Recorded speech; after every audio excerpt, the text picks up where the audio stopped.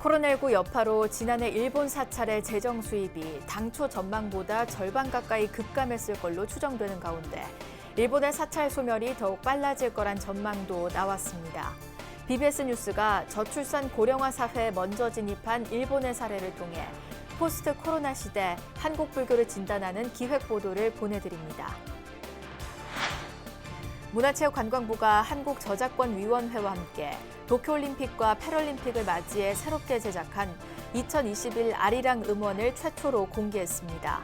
2021 아리랑 음원은 저작권 보호 기간이 만료된 경기도 아리랑을 응원가 버전으로 편곡 개사해 만들어졌고 가수 윤도현이 가창을 맡았습니다. 청소년들의 독도 체험 학습 현장을 전해드리는 기획보도, 오늘은 두 번째 순서로 청소년들이 울릉도 곳곳을 돌며 독도 역사를 공부하고 독도 명예 주민증을 받아 뜨거운 독도 사랑을 다짐한 현장을 취재했습니다. 생애 말기 환자와 가족의 고통을 덜어주는 호스피스 완화 의료에 대한 관심이 적지 않은 가운데 동국대 일산병원 정심행 완화 의료센터가 부처님 자비심을 바탕으로 한 고품격의 의료 서비스를 선보여 눈길을 끌고 있습니다. 조계종과 BBS 불교방송이 불교계에 씻을 수 없는 아픔을 남긴 12.7 법난 41주년을 맞아 불교계의 상처를 치유하고 우리 사회의 화해와 상생정신을 확산시키기 위해 공모전을 잇따라 마련했습니다.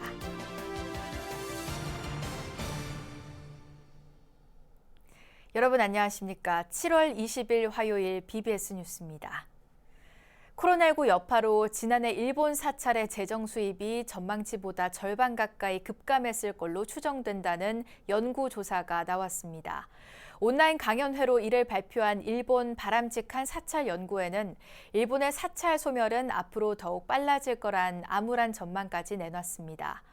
BBS 뉴스가 저출산 고령화 사회에 먼저 진입한 일본의 사례를 통해 포스트 코로나 시대 한국 불교를 진단하는 기획 보도를 준비했습니다. 먼저 코로나로 직격탄을 맞은 일본의 사례를 홍진호 기자가 전합니다. 일본에서는 태어날 때는 신사, 죽어서는 사찰이라는 말이 있습니다. 17세기 에도 시대에 시작된 단가제도, 즉 사찰의 지역민 관리를 맡기는 관행에 따라 장례식과 납골당 관리, 제사 등을 사실상 사찰이 독점해왔기 때문입니다. 이는 지역민이 곧 사찰 신도라는 뜻으로 코로나 이전부터 인구 감소와 도시 집중화의 여파가 사찰 소멸의 원인으로 지목됐습니다. ところが地方の人口減少、都会への人口の流出によって村社会が小さくなり、コミュニティが小さくなって、今このお寺がどんどん消えていっているわけです。 사찰 주지이자 언론이기도 한 우카이 히데노리 대표는 자연인구 감소로 증가세였던 사찰 재정이 지난해 코로나 여파로 급감했을 것으로 추정했습니다. 대형 종단의 자료를 토대로 지난해 약 5,700억 엔에 달했던 전망치가 약 2,700억 엔으로 47% 급감했을 것이라고 주장했습니다. 우카이 대표는 코로나 이후 방역이 강화되자 코로나 이외의 독감 등의 감소로 지난해 사망자가 전년에 비해 약 9,300명 감소했다고 전했습니다. 무엇보다 코로나로 사찰 수입의 80% 이상을 차지하는 장례와 제사가 줄어 절반에 가까운 주지 스님들이 부업에 나서고 있다고 추산했습니다. 일본의 오늘이 꼭 우리의 내일은 아닐 것이며 한국 불교와 일본 불교는 여러 면에서 매우 다릅니다. 하지만 우리나라 사찰에서도 인구 감소와 도시 집중화의 여파가 진행되고 있다는 게 불교계 안팎의 중론입니다. 코로나 이펙트 다음 주에는 한국 불교 최대 종단 조계종을 살펴보겠습니다. 서울 마포에서 BBS 뉴스 홍진호입니다. 문화체육관광부는 한국저작권위원회와 함께 도쿄올림픽, 패럴림픽을 맞이해 새롭게 제작한 2021 아리랑 음원을 최초로 공개했다고 밝혔습니다. 이번에 공개된 2021 아리랑 음원은 저작권 보호 기간이 만료된 경기도 아리랑을 응원가 버전으로 편곡 개사해 만들어졌고 오필슨 코리아 응원가를 불렀던 윤도현이 가창을 맡았습니다. 이번 음원 제작에 참여한 모든 이들은 저작권 기증 문화 확산에 동참하는 뜻으로 저작권을 국가에 기증했습니다. 2021 아리랑은 위원회 공유마당 누리집뿐 아니라 멜론과 지니 등을 통해서도 무료로 배포됩니다. 독립운동가이자 민족 시인이었던 만해 스님의 사상과 문학 정신을 기리는 전국 만해 100일장 대회가 열립니다. 대한불교 청년회는 제41회 전국 만해 100일장 대회를 8월 예선과 9월 4일 본선으로 나눠 경상북도와 공동 개최한다고 밝혔습니다. 예선은 우편 접수와 같은 비대면 방식으로 진행하며 8월 7일 오전 10시에 시제를 발표하고 예선 작품은 8월 12일 우편 발송 소인분까지 작품 접수를 받습니다.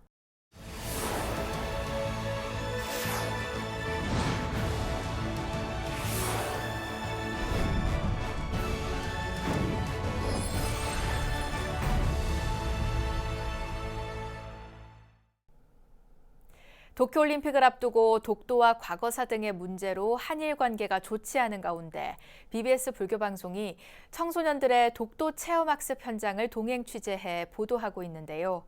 오늘은 두 번째 순서로 청소년들이 울릉도 곳곳을 돌며 독도 역사를 공부하고 독도 명예 주민증을 받아 뜨거운 독도 사랑을 다짐했다는 소식을 박성용 기자가 보도합니다. 장맛비를 뚫고 달려온 실습선이 도착한 이른 새벽 독도 앞바다. 실습선 접안이 불가능해 울릉도로 뱃머리를 돌리는 순간 학생들은 기념사진 촬영으로 아쉬움을 달래야 했습니다. 학생들은 해양연구기지와 독도 박물관 등 울릉도 곳곳에 독도 역사를 찾아 체험학습 이틀째를 소화했고 뜻밖의 선물도 받았습니다. 울릉군이 체험학습단에게 독도 명예주민증을 발급해 준 것입니다. 오늘 자라나는 학생들이 울릉도 독도를 방문해서 독도 명예주민증을 받았습니다만은 이 학생들이 정말로 잘 자라서 대한민국 땅 독도를 알리는데 큰 역할을 해줬으면 바라겠습니다. 경상북도 울릉군 울릉읍 독도 안용복길 3. 태극기와 독도, 학생 사진이 새겨진 울릉군 독도 명예주민증에는 학생들의 이름과 대한민국 국적 그리고 독도 주소가 명기돼 있었습니다. 우리 땅 독도를 공부하러 온 꿈나무들에게 주민등록증보다 먼저 발급된 독도 명예주민증은 독도를 미래 인연으로 만들었습니다. 제가 독도 명예주민증을 받게 되었는데 이거를 보여주거나 좀 더 자신 있게 독도가 우리 땅이라고 더 말하고 싶어지고 그렇게 하고자 하는 마음이 훨씬 더 커진 것 같아가지고 정말 뜻깊은 것 같습니다.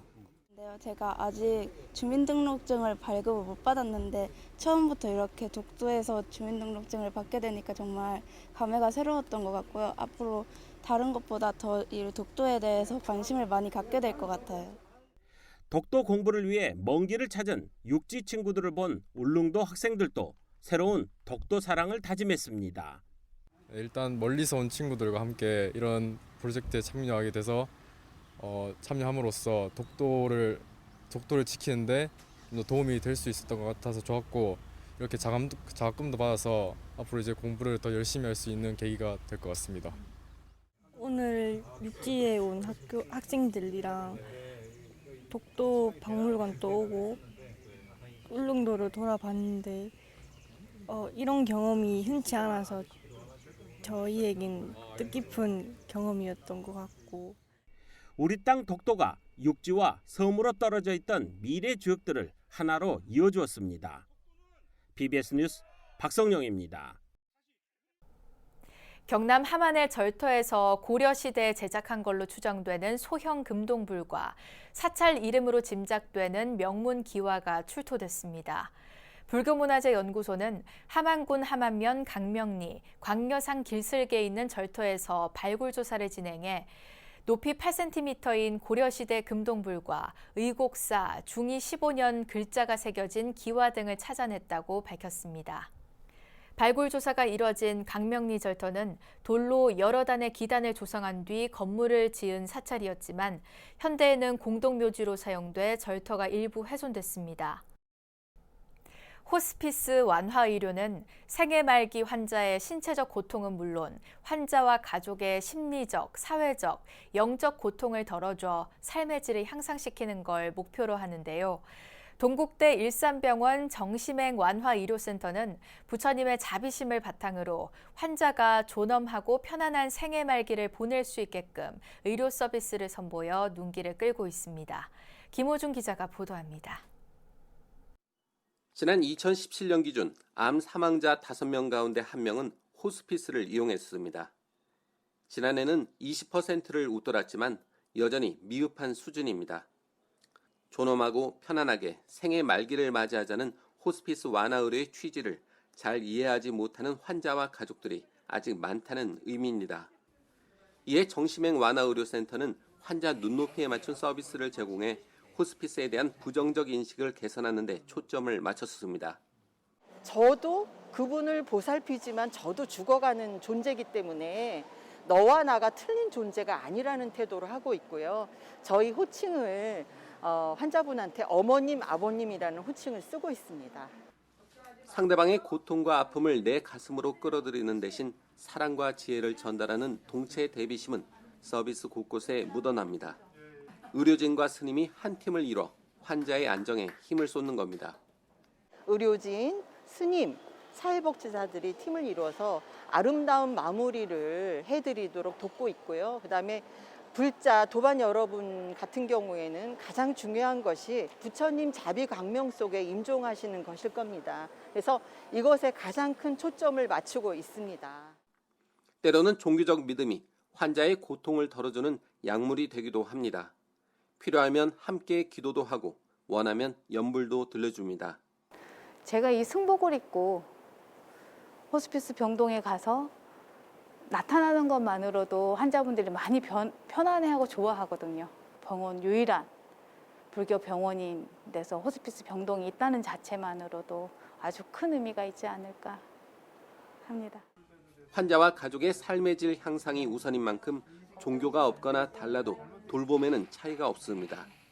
매일 성경책을 펼쳐놓고 기도를 하시지만 제가 가면 자기한테는 제가 성모 마리아와 같은 의미로 다가온다고 하더라고요. 그래서 유일하게 자기를 늘 와서 눈을 맞춰주고 손 잡아주고 하는 부분에 정말 감사하게 느낀다고 하시면서 정심행 완화의료센터의 역사는 2년밖에 안 됐지만 호스피스에 대한 인식을 크게 바꿔놨습니다.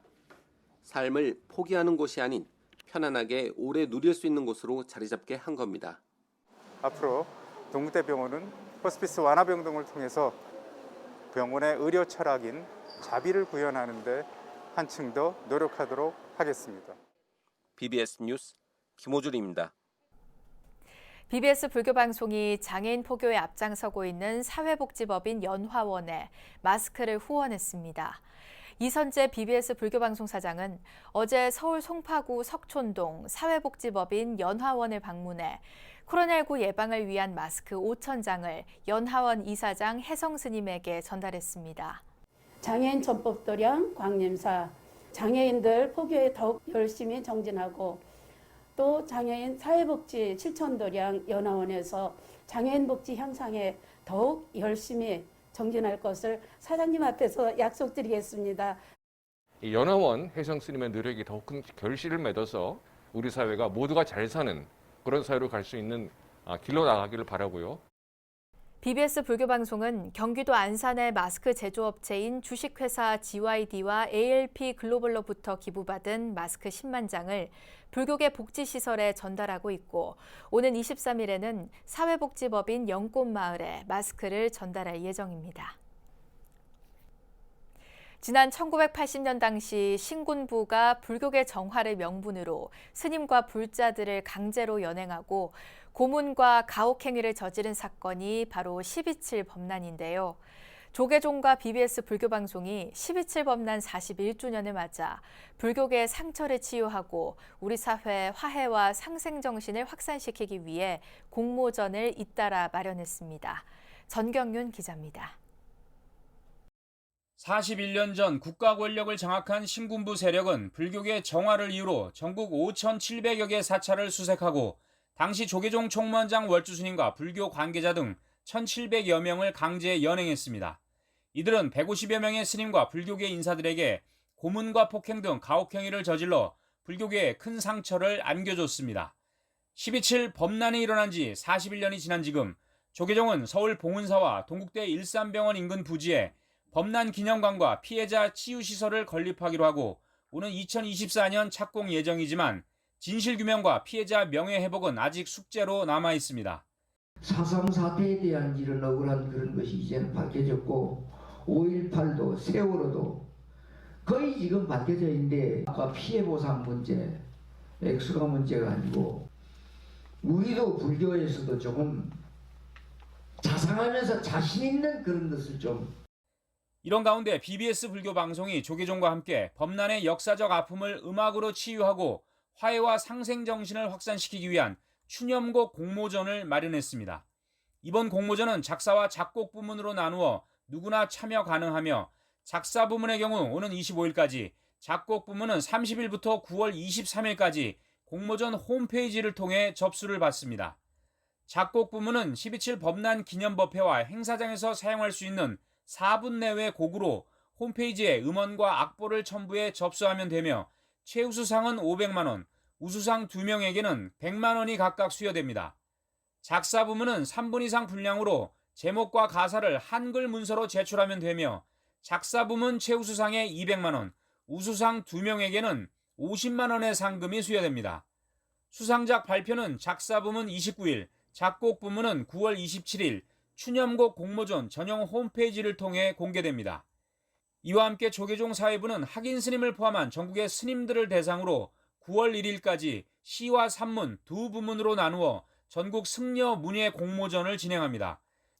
시 부문은 3편 이내, 산문 부문은 1편 이상 접수해야 하며 9월 1일까지 불교신문사 홈페이지 등을 통해 응모하면 됩니다.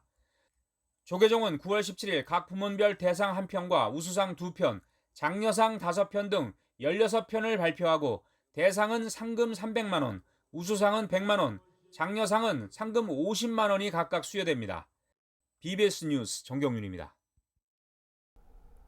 이어서 꼭 짚어봐야 할 공감 뉴스들을 모아봤습니다. 오늘의 알찬 뉴스입니다. 서울시가 코로나19로 어려움을 겪고 있는 임차인에게 임대료를 자발적으로 깎아준 착한 임대인을 선정해 최대 100만 원을 지원합니다. 서울시는 올해 임대료를 인하했거나 인하할 예정인 상가 임대인에게 현금처럼 쓸 수 있는 서울 사랑 상품권을 30만 원에서 100만 원까지 지원한다고 밝혔습니다. 국토교통부 대도시권 광역교통위원회는 광역급행버스 정류소 개수 관련 규제를 완화한 결과 1년 6개월 만에 경기와 인천에 정류소 41곳이 추가 설치됐다고 밝혔습니다. 앞서 대도시 광역교통위는 지난 2019년 말 M버스 출발 지역에 정류소를 최대 2곳 추가할 수 있도록 여객 자동차 운수사업법 시행규칙을 개정한 바 있습니다. 전국 공공도서관에서 지난 3년간 이용자들이 가장 많이 빌린 환경 분야 도서는 미국의 생물학자 레이첼 카슨의 침묵의 봄인 걸로 나타났습니다. 국립중앙도서관은 공공도서관 1,324곳의 데이터를 제공하는 도서관 정보나루에서 2018년 6월부터 지난 5월까지 환경도서 대출 실적을 분석한 결과 침묵의 봄이 가장 많은 2697건이었다고 밝혔습니다. 코로나19의 장기화와 계속되는 확진자 감염으로 일본 내 사찰들의 재정 수입이 급감하고 사라지는 사찰들도 적지 않다는 소식인데요. 우리 사찰들도 예외는 아닌 상황에서 사찰들의 심각한 재정난을 극복하기 위해 정부 당국과 함께 자구책 마련에 머리를 맞대야 할 시점입니다. 이상으로 7월 20일 화요일 BBS 뉴스를 마칩니다. 여러분 고맙습니다.